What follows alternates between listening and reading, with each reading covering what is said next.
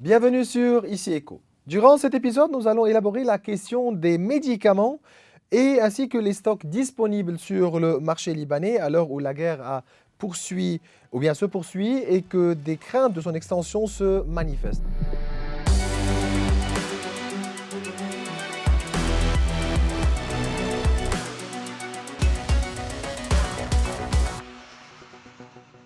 Nous allons recevoir durant cet épisode le président du syndicat des importateurs de médicaments et des droguistes au Liban, Joseph Raïb. C'est un plaisir de vous recevoir. Bonjour Henri. Donc, première question, le stock général des médicaments est-il assuré? Si tu me permets, Maurice, de commencer par définir la situation du marché aujourd'hui. Ce qui a été observé, c'est que malgré la guerre qui s'est propagée, il n'y a pas d'effet de panique sur les médicaments. Donc la demande n'a pas explosé comme ça a été le cas durant la crise financière de 2019 et les quelques années qui ont suivi. C'est dû à plusieurs raisons, c'est dû à plusieurs facteurs. Le premier, c'est que la préparation de cette crise a été faite en amont. Donc depuis le 7 octobre, après le 7 octobre, donc le ministère de la Santé, avec nous, on a commencé à préparer pour une éventualité de cette crise. Donc ce qui fait que les stocks de réserve dans le pays sont relativement suffisants, d'une part. D'autre part, les patients ont compris que ces stocks sont disponibles et que leur prix ne va pas changer. Parce que les prix des médicaments sont fixés par le ministère de la Santé. Ah, ça c'est important. Donc les prix des médicaments sont fixés par le ministère de la Santé. Ici, donc, l'effet offre et demande n'existe pas. Ça a un impact nul. Ça a un impact nul. Les prix des médicaments sont fixés. N'importe quelle vente de médicaments à un prix différent du prix qui est fixé par le ministère de la Santé est une infraction légale. Donc, c'est une infraction légale qui doit être rapportée au ministère de la Santé ou au syndicat des pharmaciens et des actions légales seront prises à l'encontre de ceux qui vendent des médicaments à des prix non autorisés. Revenons à l'état actuel du stock général donc, des médicaments. Donc, on parle très souvent de stock stratégique. Ah, c'est ça. Donc, différence entre stock stratégique et... On parle très souvent de stock stratégique et c'est un mot qui veut dire beaucoup de choses. Et il y a différentes composantes dans ce stock. J'aimerais prendre juste quelques minutes pour expliquer les différentes composantes. Donc, il y a le stock de réserve. Le stock de réserve, c'est toutes les compagnies gardent un stock de réserve pour faire face à des imprévus. Ça peut être n'importe quel type d'imprévu. Aujourd'hui, l'imprévu, c'est la guerre. Les imprévus peuvent être des désastres naturels, peuvent être des problèmes au niveau de la production. Donc, le stock de réserve qui est disponible aujourd'hui au Liban est de 4 mois. En plus, il faut rajouter le stock qui est disponible au niveau des institutions pharmaceutiques, que ce soit les hôpitaux ou les pharmacies. Donc, à peu près, il y a 1 mois. Donc, si on retrace les ventes, il y a 1 mois. Donc, le stock général... Donc, vous ajoutez ce mois aux 4 mois. Aux 4 mois. Donc, on se retrouve plus ou moins avec un stock de 5 mois. La deuxième composante du stock stratégique, c'est un stock qui est géré selon les priorités. Donc, on donne une priorité aux produits les plus critiques, pour les maladies les plus critiques, les produits qui n'ont pas de substitut. Ah, c'est ça, je voulais les produits qui n'ont pas de question, substitut. concerne ces produits-là. Ces produits aussi sont disponibles. Après la levée de la subvention, il y a eu un restockage qui a été fait et à moins que les voies d'approvisionnement ne soient impactées, on ne devrait pas avoir de problème. On ne devrait pas avoir de problème. Donc, permettez-moi de continuer. Excusez-moi juste, oui, juste certainement, sur ce point. Le troisième paramètre, c'est les voies d'approvisionnement. Donc, tant que les voies d'approvisionnement sont garanties, pas de blocus maritime, qu'il n'y a pas de blocus maritime ou aérien, il n'y a pas de problème. Mais en même temps, on a pris des mesures et des dispositions dans ce sens. Ce qu'on a fait, c'est qu'on a pris contact avec des compagnies logistiques qui sont basées à Chypre et aux Émirats arabes, de manière à ce qu'en cas de blocus, on puisse grouper toutes nos marchandises et qu'il y ait un acheminement pour les marchandises, qu'il n'y ait pas différents acheminements qui soient faits parce que ce serait impossible à gérer. Mais dans ce cas, ça devrait être fait à travers le gouvernement et avec les instances onusiennes pour avoir des corridors humanitaires ou des ponts aériens. Donc ça, c'est très important. Donc, avez-vous observé une demande anormale de la part des citoyens pour les médicaments? Non, comme j'ai commencé, donc l'observation qui a été faite... Est-ce qu'il faut stocker, c'est ça le problème de stockage? Il n'y a pas de stockage. Jusqu'à aujourd'hui, il n'y a pas de stockage. Et comme je l'ai dit au début de l'émission, c'est dû au fait que les patients ont compris que il y a des stocks dans le pays. Contrairement à la crise de 2019, on ne pouvait pas importer. Alors qu'aujourd'hui, il y a des stocks et les voies d'importation ne sont pas interrompues. En plus de ça, les patients ont compris que le prix des médicaments n'est pas impacté par la situation. Donc ces facteurs font de sorte qu'il n'y a pas eu, de demande plus élevée que d'habitude. En plus, il y a un paramètre qu'il ne faut pas oublier, c'est que le pouvoir d'achat aussi n'est pas ce qu'il était. Donc ça fait de sorte que la capacité des patients et des citoyens à stocker n'est pas optimale. Djorib, qui doit stocker? Quel patient, quel malade ils doivent stocker des médicaments? Aujourd'hui, je pense qu'il n'y a pas besoin de stocker. Parce que ce qui a été fait, c'est qu'on a répertorié les inventaires. On les a répertoriés par catégorie. Donc je vais commencer par la catégorie qui est la plus sollicitée. C'est les médicaments qui sont utilisés dans le traitement des blessés de guerre. Donc ce qui a été fait, c'est qu'il n'y a pas plus tard que 5 jours, on a répertorié tous ces médicaments. On a reçu une liste du ministère de la Santé, donc on a fait un répertoriage. Les inventaires sont de 4 mois en prenant en considération la situation actuelle. Donc, vous avez pu augmenter vos stocks suite aux circonstances, ou bien tout ce qui s'est passé depuis 2 semaines? C'est dû au fait que la majorité de ces produits, donc que ce soit les produits d'anesthésie, les analgésiques, et les dispositifs médicaux pour les opérations sont généralement des produits qui appartiennent à des catégories de produits pas très élevées. Donc on a pu rebâtir un stock. Donc ce stock est aujourd'hui de 4 mois sur la consommation qui est due à la gestion des blessés de guerre, qui aurait été beaucoup plus élevée s'il n'y aurait pas eu de guerre. Donc ça, c'est au niveau des produits et des médicaments pour la gestion des blessés. Au niveau des médicaments pour les maladies chroniques? Pour les maladies chroniques, l'oncologie et les patients qui ont des cycles de dialyse, aussi les inventaires sont, comme on l'a dit au début de l'émission, plus ou moins de 4 à 5 mois entre ce qu'il y a dans les inventaires des distributeurs et des hôpitaux. Vous assistez toujours à ce que parce que vous, en tant que compagnie, vous avez pu augmenter le volume de stock, etc. Mais il faut se rappeler aussi que l'État vous doit aujourd'hui plus qu'à peu près 200 millions de dollars que vous devez payer pour les laboratoires et les... Il y a des Comment ces compagnies-là à l'étranger continuent à accepter de vous fournir des stocks, des médicaments? C'est dû à un fait. C'est que les conditions de vente entre les fournisseurs et leurs distributeurs ont changé. Donc, quand ils travaillaient en open account, ce n'est majoritairement plus le cas. Donc, c'est généralement des payment in advance.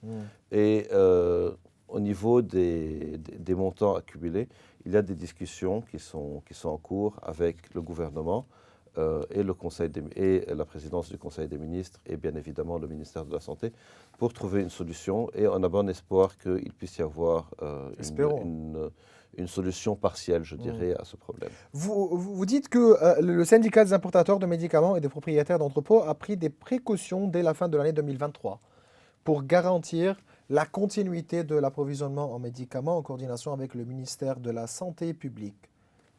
Quelles ont été les étapes de ce plan? Comment en fait, ce qui a beaucoup facilité, Maurice, c'est qu'on est passé d'une situation où l'importation était une importation contrôlée.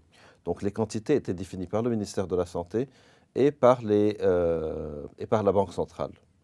Donc on était en train de travailler sur des stocks qui étaient très serrés. Et on était quasiment sur une couverture de quelques semaines à l'avant.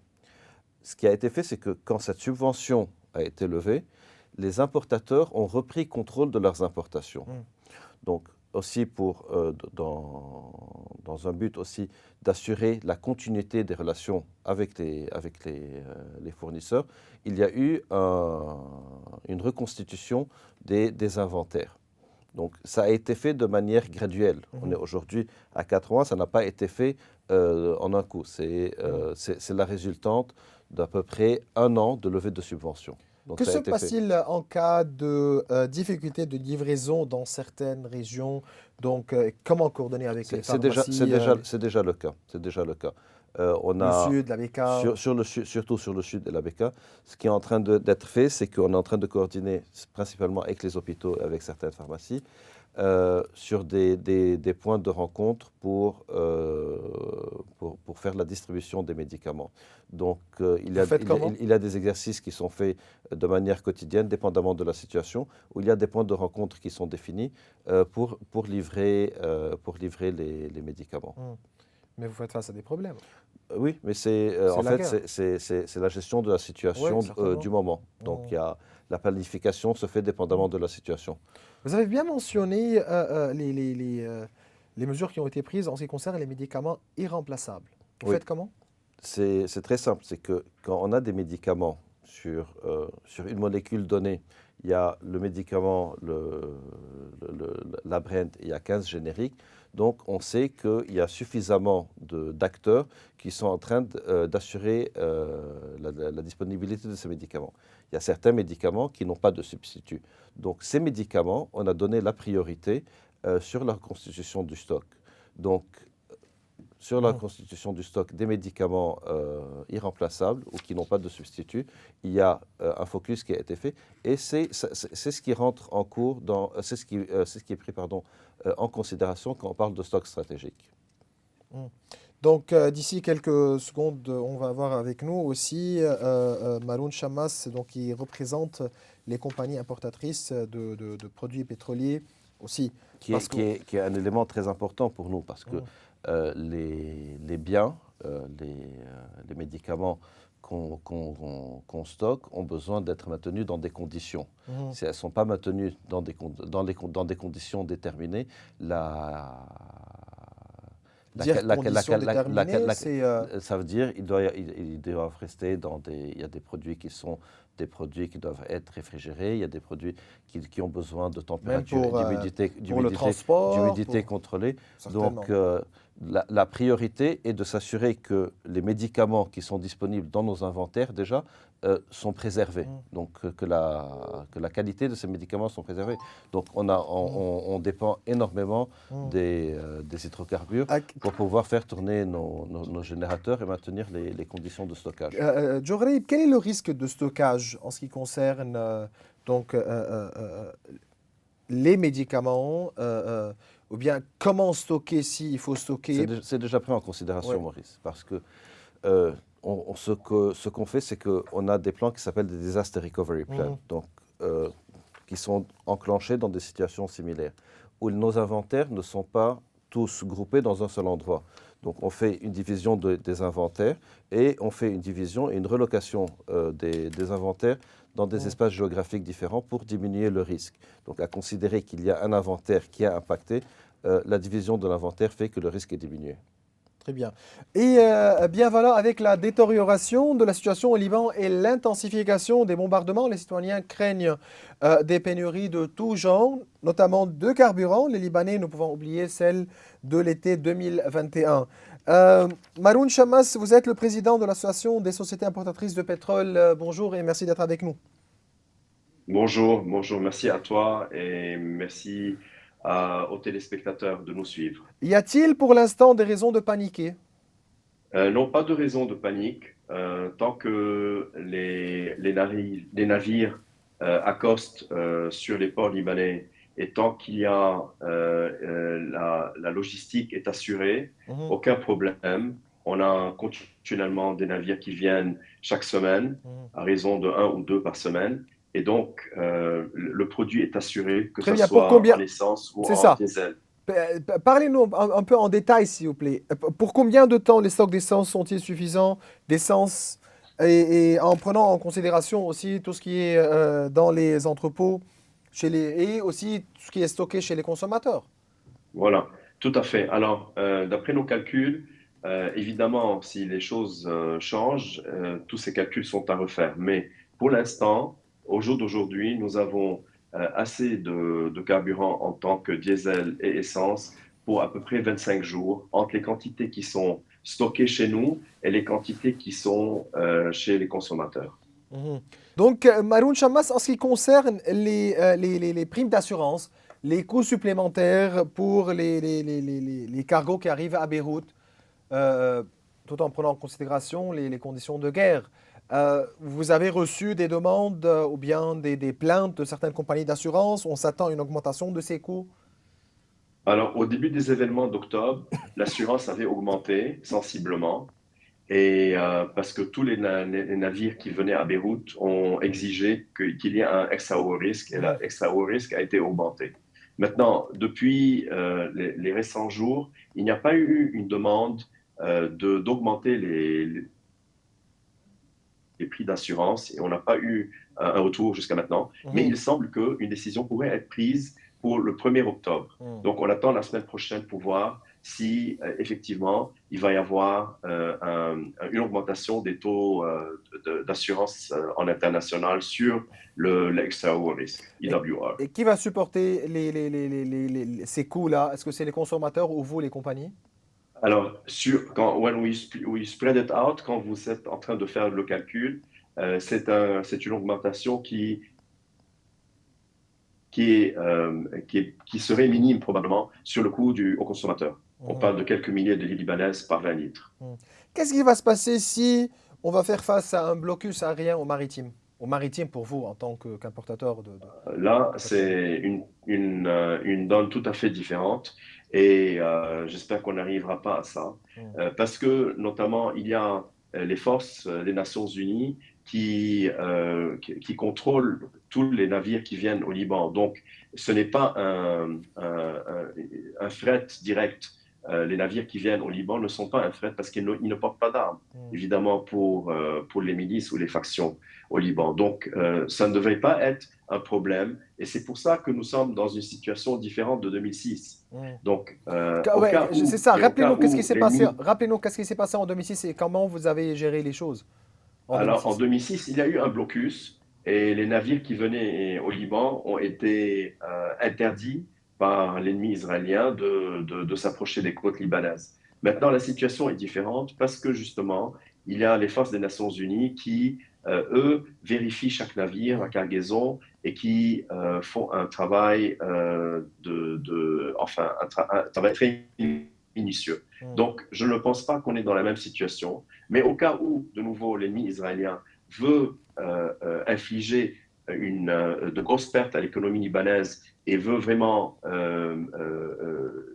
tirer profit de cette situation d'une façon ou d'une autre, évidemment, il peut infliger des conditions draconiennes et donc on serait dans une situation assez dure et assez catastrophique. Mhm.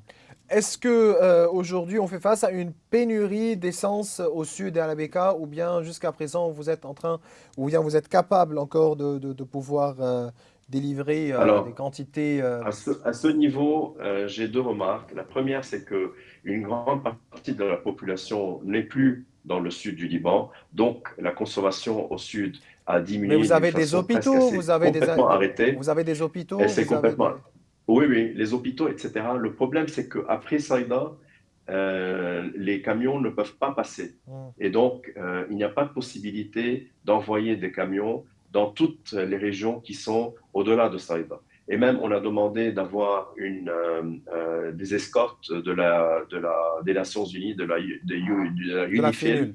fénule. Nous sommes en discussion, nous sommes pour parler et en communication continue avec le ministre Nasser Yassine, qui lui s'occupe de ce dossier-là. Mais jusqu'à ce jour, encore, rien n'est défini et rien n'a été décidé Mhm. de leur côté. Est-ce que les Libanais doivent stocker le diesel? Moi, je recommande que les Libanais aient le réservoir continuellement plein, que ce soit de diesel ou d'essence.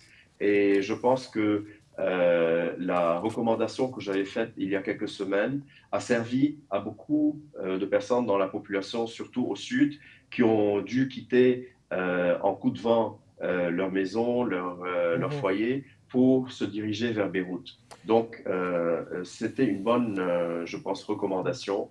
Et je continue à recommander que les réservoirs soient toujours pleins, que ce soit en diesel ou en essence. Bien voilà, Maroun Chammas, vous êtes le président de l'association des sociétés importatrices de pétrole. Je vous remercie.